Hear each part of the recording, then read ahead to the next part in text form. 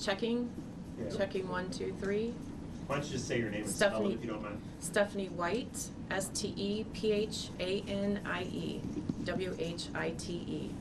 How's that, guys? You're good. Good. Well, we'll get you to say your name again if you don't mind. Sure. All right, Everybody's ready? let's go. Am I ready? Okay. Stephanie, go right Thank you for coming, by the way. Members of the press, we thank you for attending today's conference. We are here to announce the settlement of the lawsuit of Maya Blair and Jessica Johnson against Homewood-Flossmoor School District 233. This was a sexual assault that occurred on October 31st of 2022. After years of litigation, we have finally obtained a settlement in the amount of $3.5 million. We are also aware that the school district released a statement, at least to parents today, and we do want to correct the record that absolutely this case has been and will always be about whether Amaya Blair was sexually assaulted during this incident that occurred on October 31st, 2022. This statement that Homewood-Flossmoor released unequivocally tries to communicate to families and students of the district that this case was not about whether sexual assault was committed.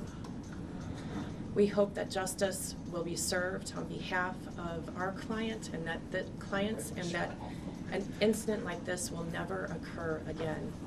Amaya and Jessica have seen themselves as advocates of the students of the school district 233, as well as survivors everywhere that have had these unfortunate experiences of sexual assault and sexual harassment.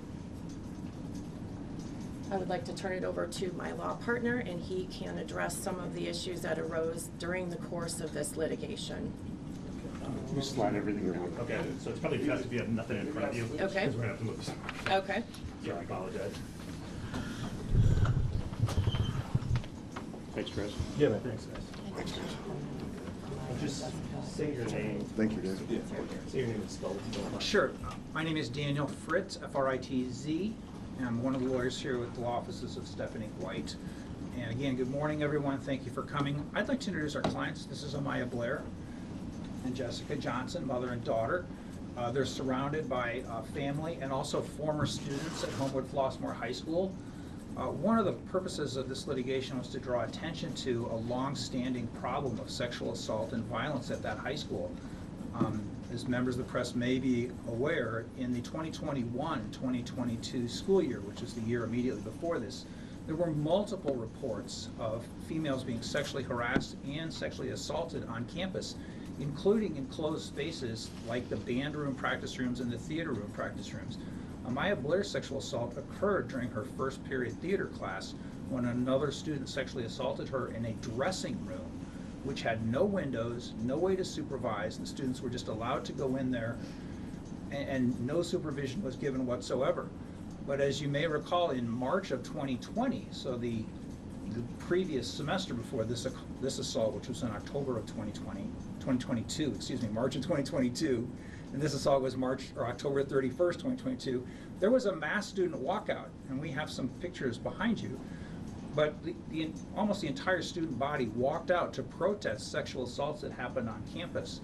And the victims of the sexual assault actually stood on a wall and identified themselves for the administration and staff that was there and said, no means no, we've been sexually assaulted on campus, nobody's doing anything about it. And nothing happened after that. I would point out, many depositions have been taken in this case. In fact, the defendants filed the transcripts for a lot of those depositions publicly with minor redactions. They're available online through the Circuit Court of Cook County's website. But Clinton Alexander, the principal of the school, was brought in over the summer of 2022, hopefully to correct what was going on at the school. We don't know what the exact motivations were. When he gave his deposition in this case, he acknowledged that he had not even read the board policy regarding sexual harassment on campus. He identified himself at his deposition as the instructional leader of the school, but he offered no instruction at all to his teachers and staff about how to identify sexual assault on campus, what to do about it. how to identify students that might be at risk. The man who sexually assaulted Amaya was a transfer from a different school, and he had an extensive disciplinary history there. And in the month, he was only there 2 months before this incident happened, but in the last of those months, October of 2022, he committed 3 separate disciplinary violations, one of which involved a physical fight of violence. And none of the teachers or staff were ever advised that he had this problem or that they should keep an eye out on him. The theater teacher was completely unaware that that was going on, so she didn't apparently think to supervise what was going on in the practice rooms. In fact, Principal Alexander testified that he didn't even issue a directive to lock up unoccupied spaces on campus until the following school year in 2023. There was another walkout following Amaya's assault where the student body was out. Principal Alexander was present for that. He testified he didn't even know what it was about. The superintendent of the school, Scott Wakely, whose office is on campus, was present for both of those walkouts, and he testified he didn't know what they were about. The administration at the school is sticking its head in the sand, and they need to be proactive to make the student body safer. That's what this lawsuit was about. It was about a sexual assault, and the need to bring this to the attention of the faculty and staff and the district.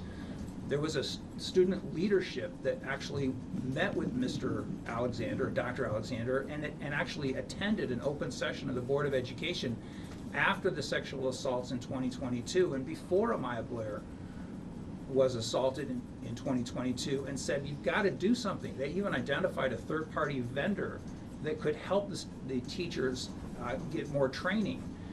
And they spoke directly to the Board of Education, and yet no one claimed that they were aware that there was even a problem. And that's got to change. For them to release a press statement today saying that this case has nothing to do with sexual assault, we wouldn't be here if there weren't a sexual assault. They wouldn't be paying $3.5 million if there weren't a sexual assault. This has everything to do with sexual assault. The fact that they can't acknowledge that just shows that they are unwilling to make changes, and changes need to be made. Can you speak to this statement where the board continues to believe that our administrators, teachers, and staff responded swiftly and appropriately in the best interest of all students involved in this situation? What would you say to that? The only thing they did was, Amaya was so upset. She was in tears when she left her first period of theater class. Her classmates and fellow students rushed to her and said, what's wrong? Within 10 minutes, she had confided to a friend what had happened. Within 10 minutes, she was in the nurse's station. The only thing the district did was call the police. They never conducted their own investigation. They never even disciplined the student who committed this assault. They allowed him to be suspended from the school because of the fight that he caused a few days earlier, so he never returned to campus. But they just let it go at that. They never investigated. They didn't do anything about the allegations of sexual assault, and they won't even acknowledge in the statement they released today that it happened. There was a rape kit that was done. The DNA was collected. There's no doubt that it happened. Zero. And yet they can't even acknowledge. They're telling the parents and the students that are attending theirs today that, oh, this isn't about a sexual assault. It's an alleged sexual assault. Nothing actually happened. No one can prove that anything happened. I mean, it's shocking. What do you think parents and students should know? Parents and students should know that there's been a history of sexual harassment and sexual violence on this campus, and that the administration has been lax about addressing it through training, through changes in policies and procedures, and through implementation of practices that will make the student body safe. I think it's a problem too when during, Hold on one second. I just need to move Sorry. the mics. Sorry. Sorry, here you go. I'm close enough, so. Yeah. I think it's a problem.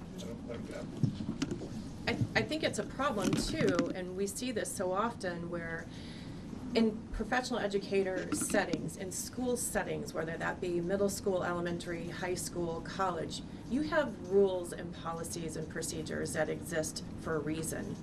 And as far as my message to District 233, either you're part of the solution or you're part of the problem. And it is a problem when district administrators and staff acknowledge that they're responsible, they're obligated to follow those board policies and procedures, But you have several of those administrators either not reading them or not perusing, and we haven't been able to identify any training or new trainings that occurred despite student body leadership that went to administrators and asked them to provide additional training, even offered assistance in locating outside agencies or entities that would assist in the training and identifying sexual harassment as well as sexual assault issues on campus. And it's a problem when you have an administrator who can't even identify one example of sexual assault or sexual harassment conduct that would be violative of their own board policies, let alone Illinois law or federal law. Can you say and spell your name? Stephanie White, STEPHANIE,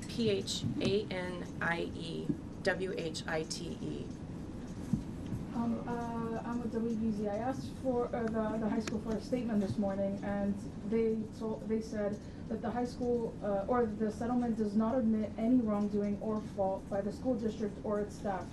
And I wanted to ask if at least the settlement feels like any justice or closure has been brought to your clients, even if the school doesn't admit any wrongdoing, as they said. Sure, and I would defer to Mom or to Jessica Johnson to answer that question. Unless Amaya, did you? Do you want to answer first? Okay, Emma? okay. Let me just move it. Thank you for being patient. Sure. We're kind of. I didn't miss that. There you go. Careful with your stuff. Everybody's there? Thank you. Thank you. Okay. Thanks for your patience. Thank you, but Mark, you bring mine in too? Do you want her to reread the question? Internal issue. No. Re-ask it? Okay. Thank you for This is your time, sir. How are you feeling today about what's been said? I'm frustrated. I mean, it doesn't make any sense. I mean, the whole point of us going through and going to trial was to get some type of justice for what happened. It wasn't about any money. And we went off closing it, dismissing it, thinking that they realized how they handled it was wrong, or that, they felt some type of remorse or anything. And for them to release that saying that no wrongdoings or anything of that nature just shows that it's just still nothing to them. And I'm not the only female that this has happened to. And that's a slap in the face to them too. It's just as much as it is to me. And, all this I went through for the past couple years just for them to still not take any accountability at all. So, no, it's no relief or anything that I'm feeling at the moment. Do you feel like it could happen again to another student like yourself? If they keep handling things the way that they are, yes, I know it will. Can you describe what it was like to see the student body stand up for you and continue to support you? Yeah, go. Okay, I'll repeat it. Just describe for me, please, what it was like to see the student body band together, walk out, go to administration with their problems in support of you and other women. It felt really good to see that, especially people feeling that comfortable to come out and say anything about it, because it's hard, having to try to explain yourself about something that happened to you, have people who don't believe you, have people who don't want to hear you, and it's overwhelming. So to see them out speaking, not just for me, but for themselves and other girls that it's happened to on school property, outside of school property, not even just women, men too. It happens and it shouldn't. You mentioned that it's been a long few years. Can you describe some of the phases that you've gone through and maybe expand on what you felt as a settlement? Well, fresh out, I didn't get to go to graduation. I had to finish my senior year online, doing all my classes online, no communication with people or anything of that nature. I took some graduation pictures. I didn't get to walk across the stage or get my diploma handed to me like everybody else. And, you know, I couldn't get a job because I didn't feel comfortable working because the boy is still out there somewhere and I don't know where he is. Or even just people who have a vendetta against me for even saying anything or speaking up about it.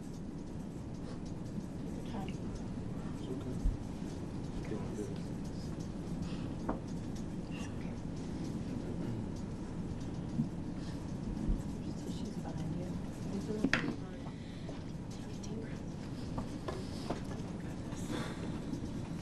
Doing good, it's okay.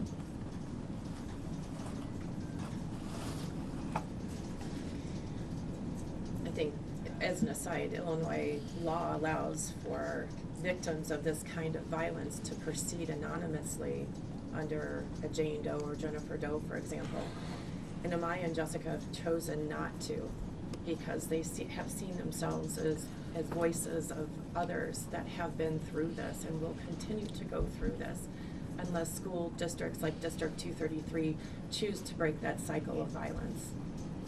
And I was gonna ask you just that, as hard as it's been, and as hard as it continues to be, why is it so important to you that you continue to talk about this? Because I don't want it to happen to anybody else. I mean, after going through it, not feeling heard, not being seen, being talked to like it's my fault that it happened. But I don't want to see anybody else have to go through that, especially not in a place where they're supposed to feel safe. They're supposed to be protected by staff, and clearly that's not the case. And now it's at a point where I can't even be protected emotionally either because they think nothing was done wrong. And can you tell us a little bit about how you're doing now? Are you in college, or are you able to work, or how are things now? I haven't been able to keep a job everywhere that I've tried. You know, I've even been far. I've been out of state. I would see people I knew, people who looked familiar, no matter how far away I got, thinking that the farther I was, the more safe I was away from him or anybody who knew me, and I'm not, no matter where I go. So I couldn't keep a job. I didn't feel comfortable going to school and being around a bunch of people that I didn't know. I didn't have any trust or anything of that nature, and I'm hoping I can move forward from that now, but all I can do is try. We also had a claim for mom as well, what happened to many of the family members that are here when mom received the call that her daughter had been raped. So we would like Jessica to address the media as to her experiences, what had happened as well.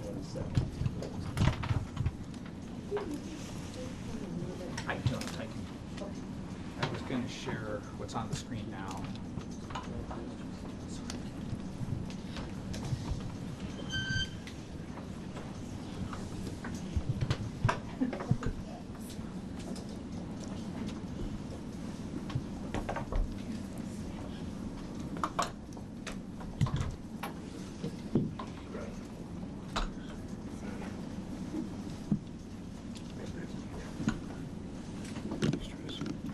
How's that, John? Thank you. Great job, Christian. Speaking of Caesar, go to the second. And Jessica, do you have something that you would like to say, or would you like to answer a Do you question? mind saying your name first and spelling it for us? Jessica Johnson, Jessica Johnson. If there's something you want to say, go There's ahead. just one little hair. There you go. Okay, all right, Thank Jessica. you. You're okay. I definitely wanted to address my feelings before that message went out this morning were different a little bit than after seeing that email. And here's why, because the lack of accountability stretches beyond the incident actually occurring and the way that the school decided to handle the situation. So I received a phone call from a dean, principal never addressed to me or anybody who of any power beyond that my daughter had been raped in theater class, first period, word for word, not sexually assaulted, raped. Couldn't answer any questions, couldn't tell me if it was a student, if it was another teacher, if it was a terrorist coming in the classroom. I knew nothing other than the statement of, you gotta get here, your daughter was just raped. So could you imagine the drive 30 minutes away? What's racing through my head? Is she okay? Was she hurt? What condition is she in? How does something like this happen? You're in a state of shock that this even occurs at Homewood-Flossmoor? this prominent school. How does this happen? To get there and to be put into a room such as this one, kind of in the back of everything, security guards standing outside the door, and have to say more than 2 handfuls of times, "Where's my daughter?" She wasn't sitting there. Where was she? Why isn't an ambulance sitting outside? I know, like most people like me, I'm not an attorney or lawyer, but I watch enough First 48 to know it should have been an ambulance sitting outside. I know you should not play around with evidence after situations like this. I know that I want to see what condition my child is in. And I'm being told every excuse possible, to the point where even when the police arrived, I asked the police and all they could tell me was that it was a student. They just got there and they had the same questions. That it did occur in a classroom while the teacher was there. At that point, even just from that global statement of information, how can they release a statement and say that there was no wrongdoing? Finding out that after the fact, 2 hospitals they forced us to drive past because they claimed that the hospital that is Christ 40 some odd minutes away is the only one that does rape kits on minors was false. We had to drive past 2 hospitals to get, and then they tried to make me stay there and wait for a detective, like that was that important in that moment. And to deny these claims, to say that none of this occurred, that we're making it all up, to literally speak to parents and blast out all of these details as if, and put emphasis in the statement that it's about the insurance claim. The insurance thought it was the best interest to settle. The insurance felt this, the insurance felt that. Not one moment did they stand up and say, "This occurred, we apologize, and we will take actions to ensure it doesn't happen again." That statement has yet been made by this school, not one time. And it's bigger than $1 when you have multiple students. I stood at that walkout, and I was invited, by the way, and was blamed by their staff that I orchestrated the walkout. You all know we could barely get 1 kid to listen versus 300, okay? No, the students orchestrated that.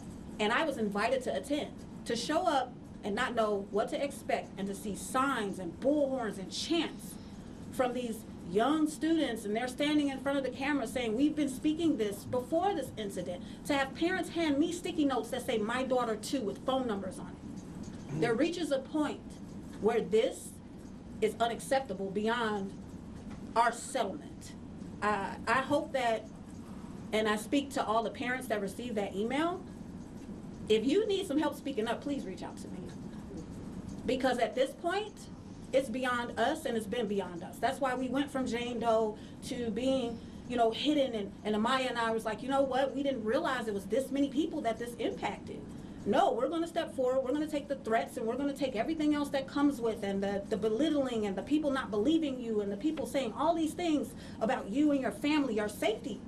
Think now, with this email, they sent it out to the school, of all people, knows all the details, our safety. I now have to go home and figure out what we have to do differently to stay safe, because this boy who would not cooperate with a case at all, that they didn't address that, or that he had 2 weapons on him, did they address that? Outside of the sexual assault, why is a child allowed to be in the classroom with weapons on them?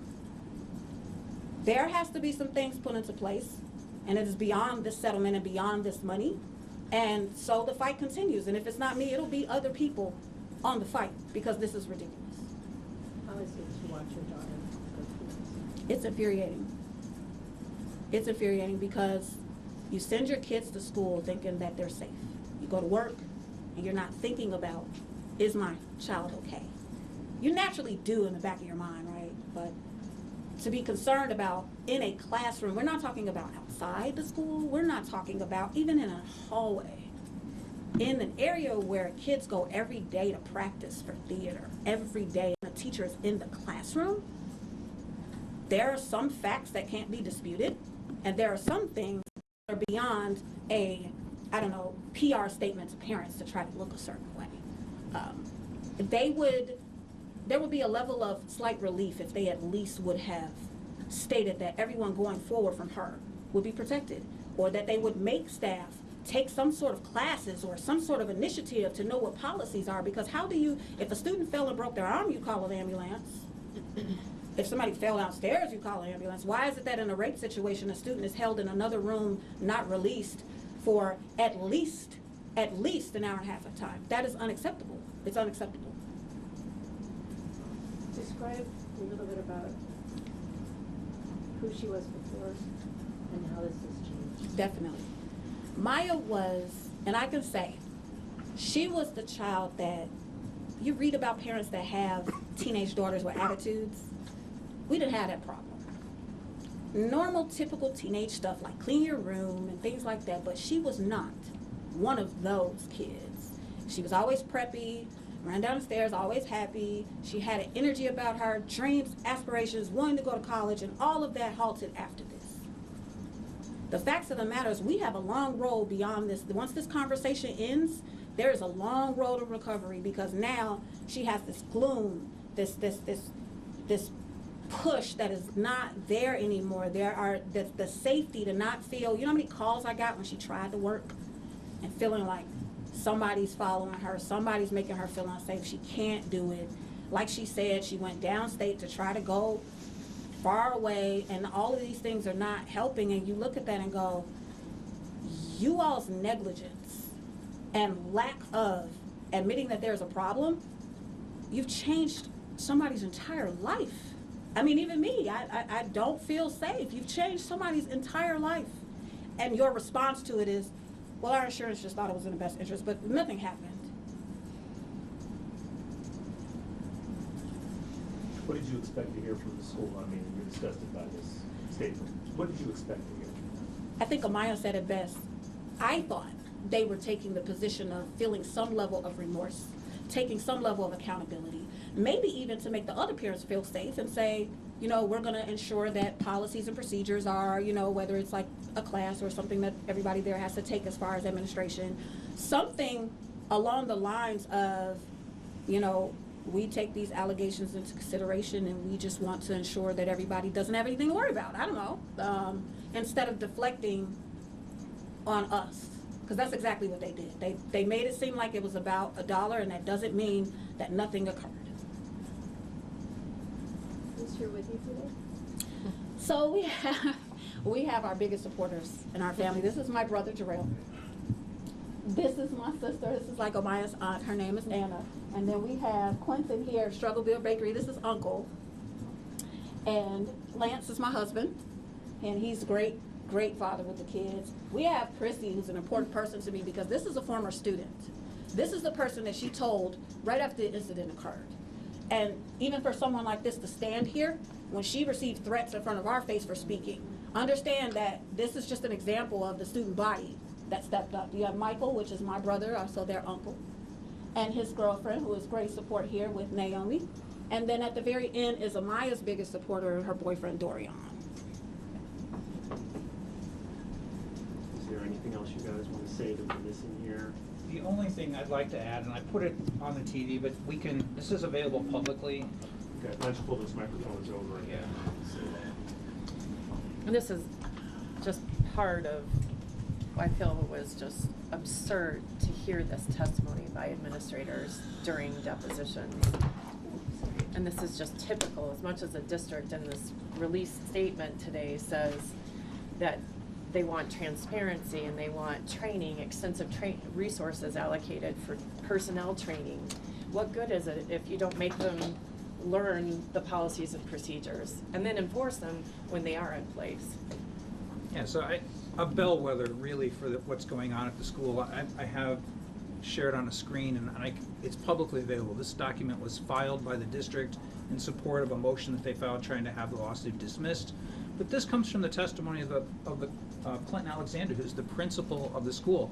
We took his deposition in 2023. So he's sitting in a deposition where there's an allegation that one of his students was raped on campus, and he was asked, does the district have any, are harassing conducts identified in a parent-student handbook? That's a document that the district creates and distributes to the parents and students. He says yes. Can you tell me, can you give me one example or an example of the types of sexual harassment or signs of sexual harassment that are identified in the parent-student handbook? Everyone on campus should know this, from the students to the faculty, the teachers. And his answer was no. He couldn't think of a single example of sexually harassing behavior identified in the board's policies while he's sitting in a deposition about a student that was raped. He couldn't even think to say, well, rape on campus would be a prohibited conduct. That's how little they care at Homewood-Flossmoor High School. This is the principal, the self-proclaimed educational leader of the school. He didn't even read the board policies. I could pull that page up too, but it's all available online from the clerk's office. He was asked if he read the board policies on sexual harassment, and he said, "Not really, I just perused them." He offered no training. He's supposed to give training about the board's policies to everyone at the school. When we took his deposition, he had yet to give one training session. And that's what we're here about. And that was the superintendent? That was the principal, The principal. Clinton Alexander.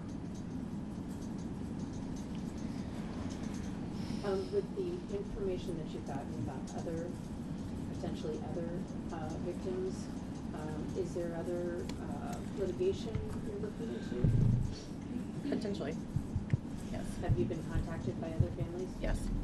And those are cases you're working on now? Or just kind of investigating, or? Yep, in the investigation, yes. Like a handful, a dozen? There have been several, I would say, several families, even from the inception of the student walkout. So it was horrifying to learn of the extent of the exposure these poor students have had. So even within District 233. And we have, yesterday we had another incident out in District 99, and it just doesn't seem to be changing. So the state mandates training for our professional educators, and many of these districts utilize a platform called Global Compliance Network, and all they have to do is sit there and watch a 20-minute video. And some districts will tell you, oh yeah, we have in-service training at the beginning of the year, but you can't, until you can identify what the problem is, you will never be able to come up with a solution. So you can't have one administrator giving you an example of what sexually harassing conduct is. And so until you can familiarize yourself with what to look for and then how to train your professional educators, you're never going to be able to be equipped to address the problems. And educators are mandatory reporters Absolutely. in the state of Illinois. Yep. Do you know if DCFS was contacted regarding this case or other cases? We believe through the course of the litigation that DCFS was contacted by someone at the school when this happened. So we can't even agree on the definition of reasonable cause or reasonable suspicion amongst professional educators, what that means or what that looks like that would trigger your mandated reporting obligations. But the fact of the matter is, and when we talk about sexual assault and sexual harassment, that would trigger or rise to the level of reasonable cause or reasonable suspicion to report it. But also, the other aspect of this is failing to properly supervise minors. It's neglectful at best. And is there anyone else who wanted to share anything? Chris, did you want to share just how you felt about how your friend was treated? If you do, Do you want to sit here? we'd love to hear from you, if you feel comfortable. Here. Okay, do you mind switching seats? Not at all.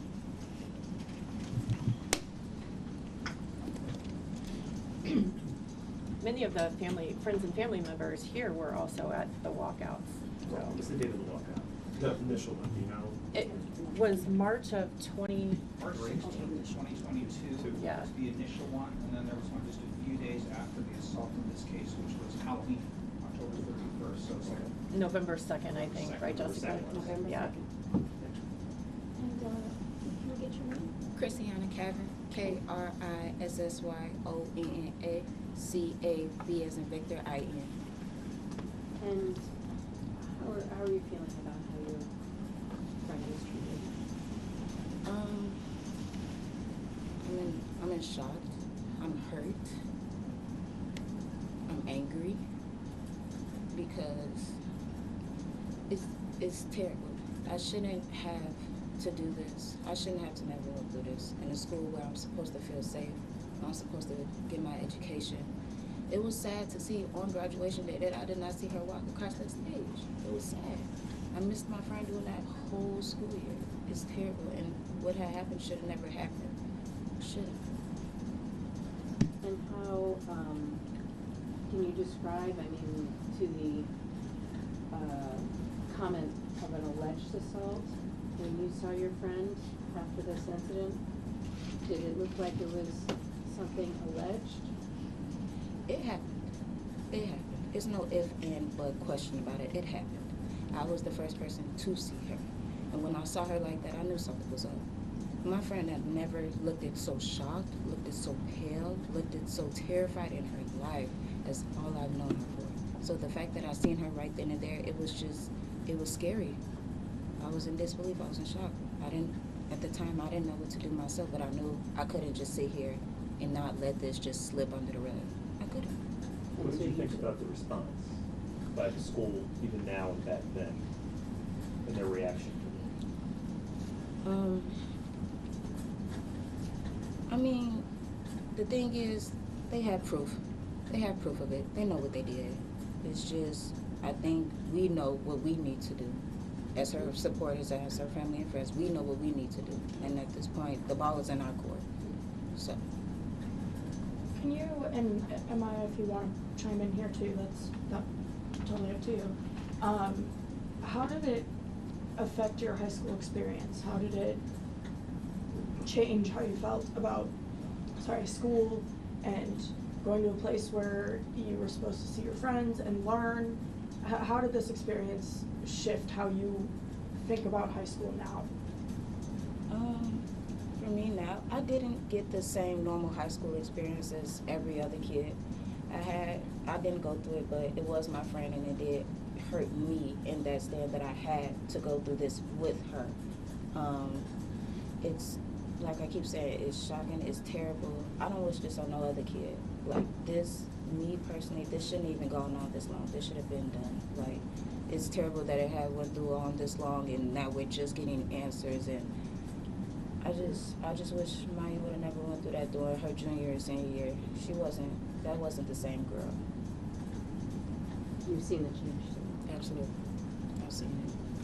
She like her mom said, she was that preppy. She never gave an attitude, not even at the teachers. Like, she was one of those really preppy girls that you could just see, like, going down the hallway just smiling.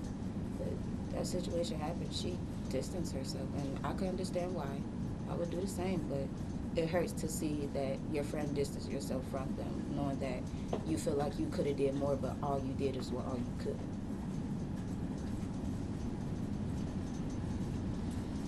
Anybody else want to share? Anyone else? Sure, of course. Can you come in? How about Yeah, you? Do you mind I'll switch over coming here. here? And my voice, Can you get the tissues? Oh. Another box. and I'm sorry, cause I Oh, don't apologize. can get emotional. Don't apologize. It's all right. It's an emotional thing. Okay, so, Let's get your name. Everybody say. I'm sorry. Your auntie, I'm Anna Moore, ANNA. ANNA, MOORE. And I came up from Springfield, you guys.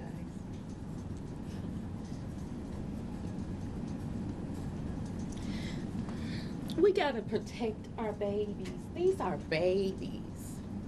We know the history of rape. You know what I'm saying? And we know they're not going to, nobody is going to admit to it, especially administrators, most men. This baby right here, she was threatened. They threatened her. Some students threatened her for coming forward. So this is what I'm saying. It just didn't cause trauma for our Maya. And I'm so proud of you for doing this. Because if it wasn't for you, they would still be denying it. We know that they know. You know what I'm saying? We gotta start protecting them and getting serious about it. And I hope every parent who has had a daughter or a son, because like they said, boys too. It happens to boys too. Y'all, these are babies. I'm sorry, I wasn't gonna say anything. Because I cry. Because I feel it. Because I know what's happened through the years and nobody believes. so proud of you. So proud of you. For showing up. Never ever let someone tell you no, it didn't happen. No, not to protect yourself. Stand up. We gotta stand up, y'all. Because these are babies. And this is a scar that's gonna follow them. Not just Maya, but them. Parents, family, friends, people who care. Thank you so much. So to see her, despite the pain, the threats, to see her continue to share her voice, how is that to watch her? Oh, like I told, I'm so proud of her. She's scared, you know, she's scared. This boy is still out there. She's scared. We all scared. He's still out there. They haven't, you know, the school itself, yes.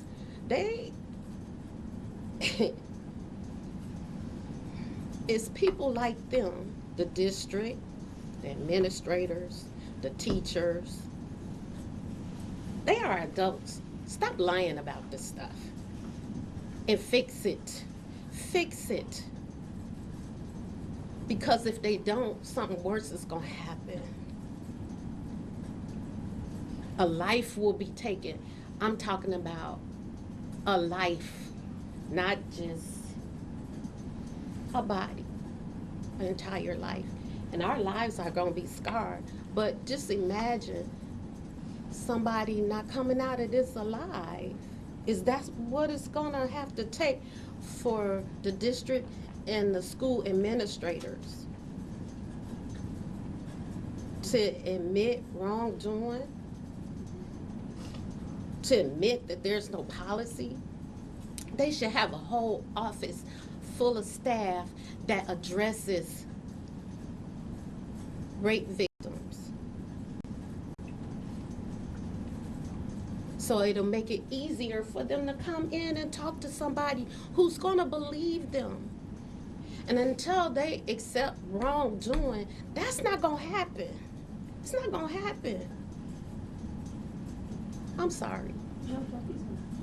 1 in 4 females by the time of age 18, and the numbers are very close to males as well. 70% go unreported. I want to add on something else since we're wrapping this up. Can you hear me? Here, I'll pull it up. Don't worry.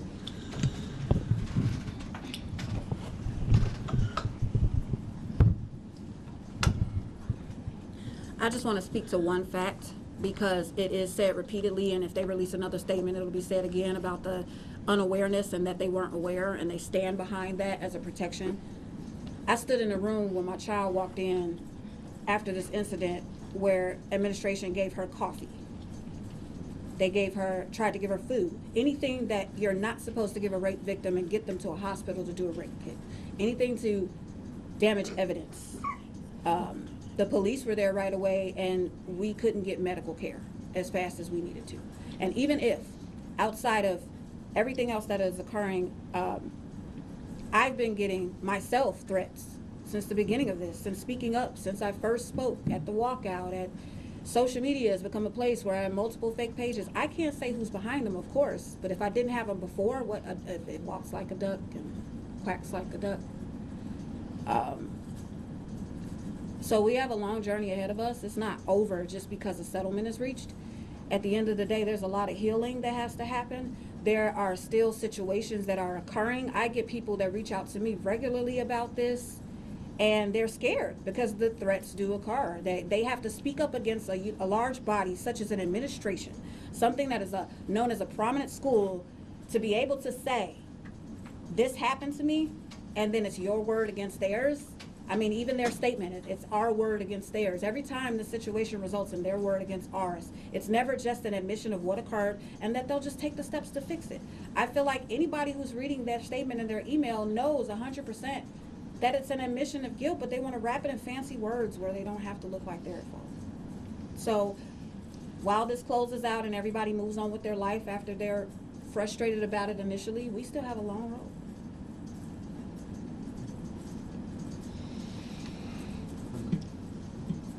Thank you. Actually, I could have a word for you. Sure. Just move those over. Let's get the sheet first.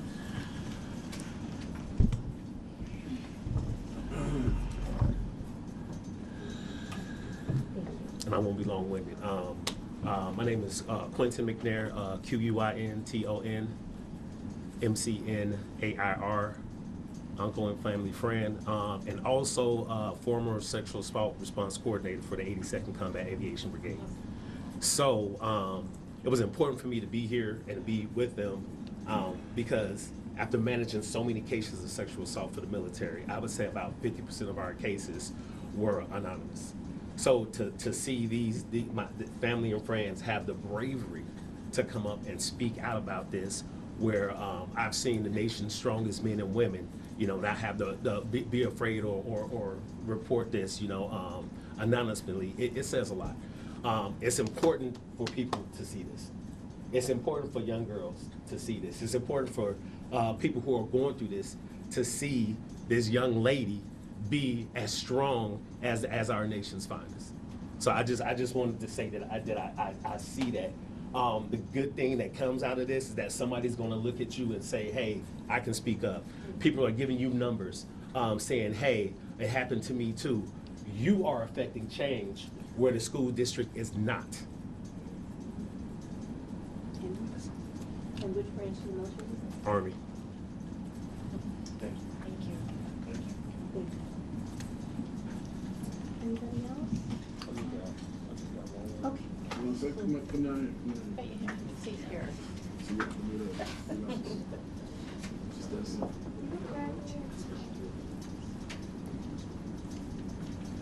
How everybody doing today? And let's get you in here and make sure we get that right. So my name is Dorian Woods. First name D-O-R-I-O-N. Have you all Okay. Last name Woods. W-O-D-S. I just got like a few words. As you guys know, I'm my boyfriend, soon to be husband. Really in love with the girl. She's an amazing person. I just got a word for the guy. I don't send out threats, but I do want him to know that if he ever tried to come in our life and never cause any type of harm, I'll be there. And what do you think of how the school responded? Very inappropriate. I could just tell off right when she first told me, when I first met her, she told me about the incident. She told me about how she was sexually assaulted about this guy. And, when you hear about something like this, you just think about it like in movies. You don't think something like this is actually real. Like, for her to come to me, it was kind of scary. As a guy, you just like, I like to think of us as like kind of hold each other accountable for things like this, And I want to tell him that was wrong. It was real wrong. She said no. Should have stopped.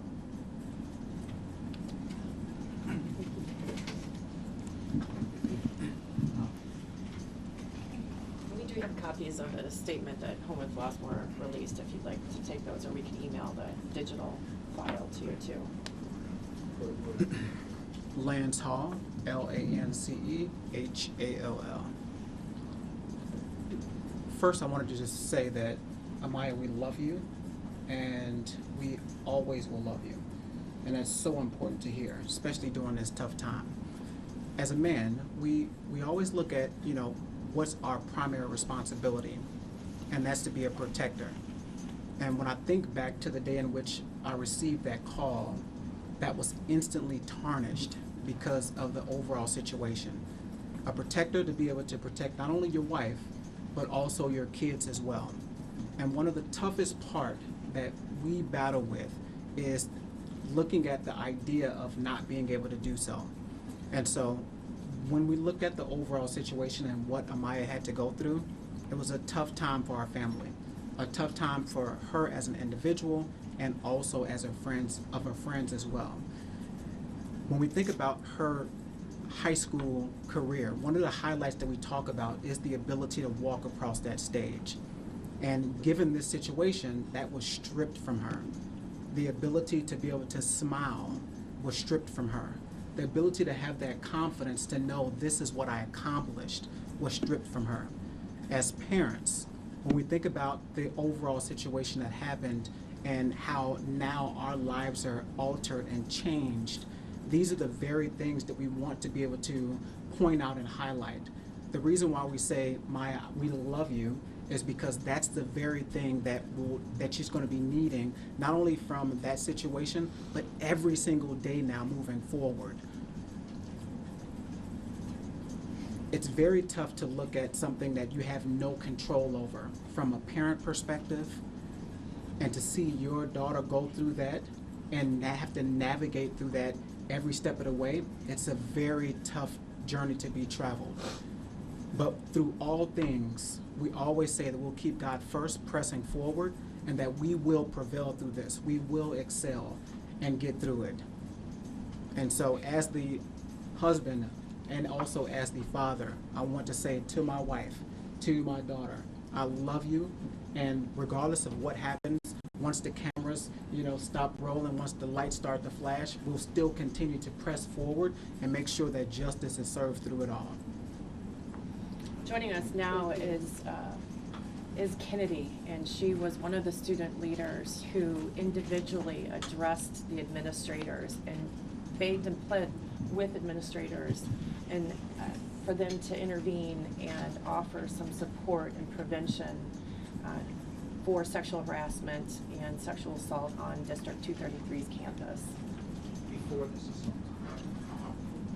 And would you mind just introducing yourself and give us your name? Sorry, I know you just walked in, but it was Kennedy? Yes, Kennedy Sproles. My preferred name is Titi Layo. Can you spell it for us? Titilayo. Layo? Yes. And last name? Anoma, Anoma. And so you were a student at the same time? Yes. And just, what was your concern, what remains your concern about sexual assault?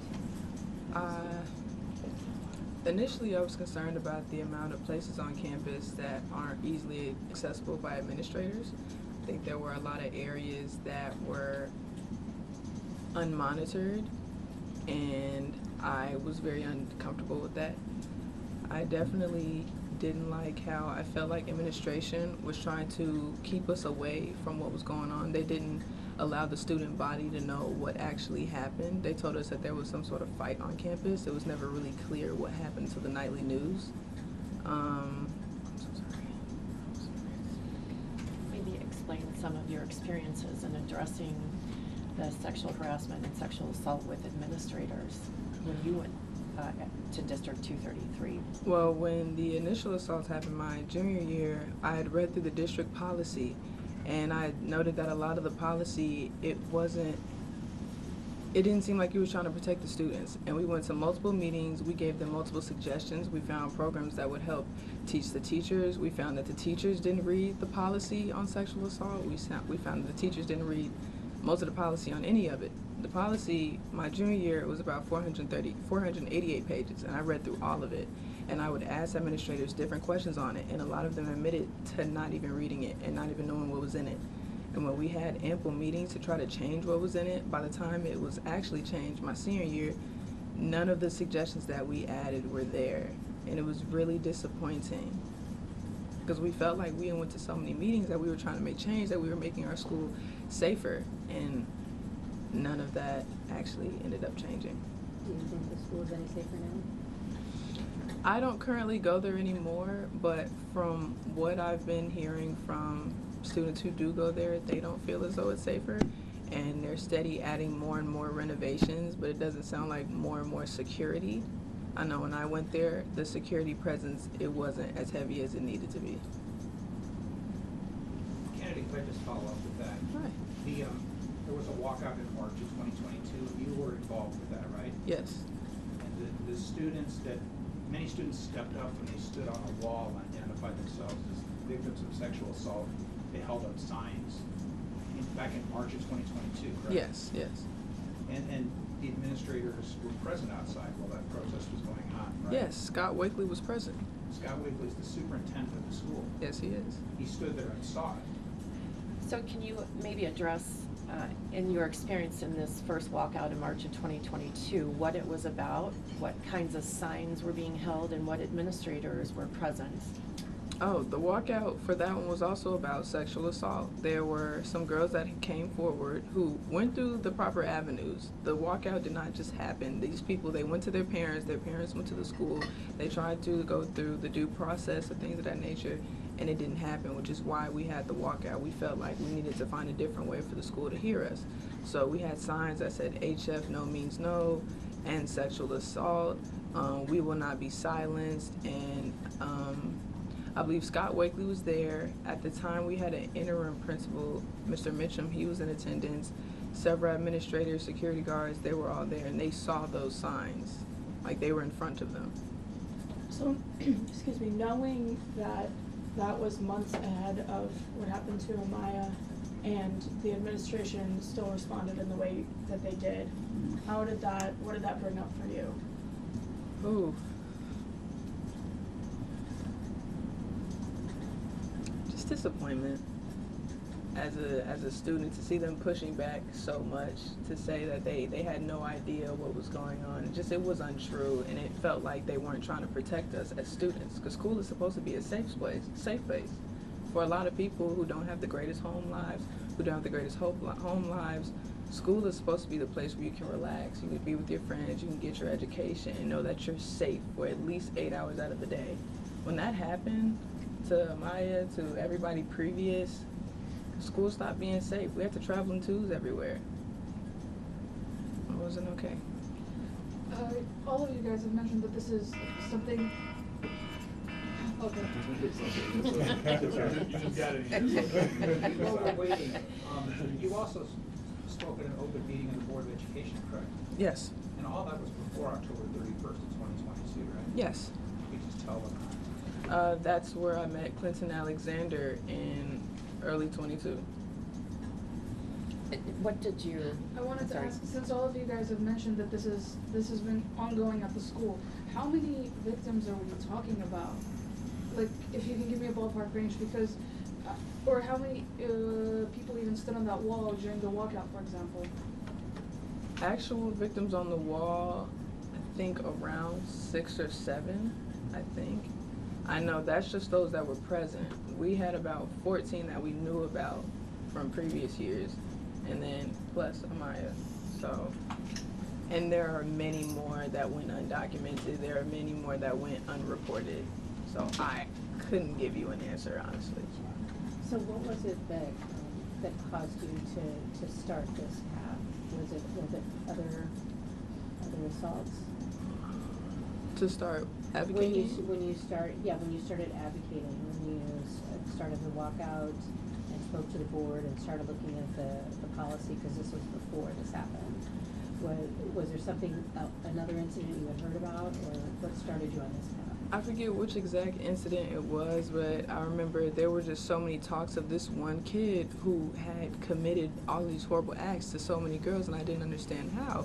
And so when they had the walkout, I went to that, and I started wondering about policies, because there were a lot of students who said that they went to teachers and administrators, and they were either waved off or given some sort of runaround or told what they were saying didn't matter, it was above them. So I just wanted to know what the exact process was for an assault. So then I started reading, and I started realizing that it seemed like the district didn't go along with their own written policy. And when I tried to ask administrators, hey, what's the policy? They didn't even know. So it started with me hearing about what happened and going to the walkout and wondering why there were so many discrepancies, why it was so difficult just to be a little bit more comfortable in school after having that happen to you. So it was just curiosity, honestly. And then I started to realize that there were a lot of things wrong with how HF was doing stuff. So I just kept showing up. Been a tremendous advocate. Mm-hmm. Oh. Thanks for your questions.